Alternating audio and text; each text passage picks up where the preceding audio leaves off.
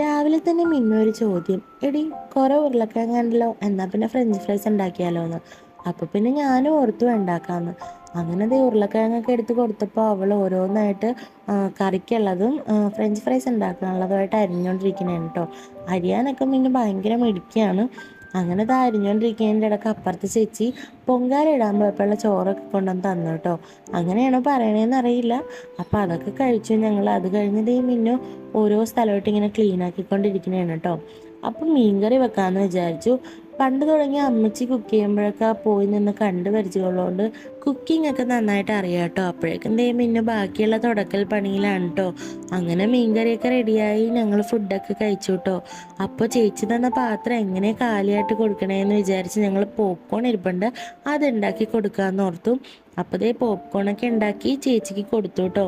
അപ്പോൾ ഇന്നത്തെ വീഡിയോ ഇത്രേ ഉള്ളൂ. ഇഷ്ടപ്പെട്ടാൽ ലൈക്ക് ചെയ്യുക. ബൈ.